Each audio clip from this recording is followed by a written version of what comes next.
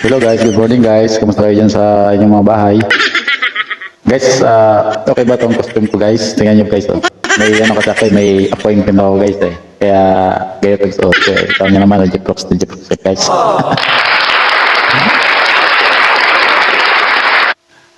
By the way guys, gusto kong mapakinggan nyo guys yung isang kumanta, boss ng isang lalaki, kumanta siya. So, kayo na bahala magbigay ng kanyang from 1 to 10 kung ano yung pwede nyo isource sa kanya. Tawagin natin siya sa kanyang pangalan na Papa R. Papa R. So yun guys, yun lang guys bahala na kayo mag-judge sa kanya guys. Okay guys, pakinggan nyo na lang guys. Maraming salamat guys.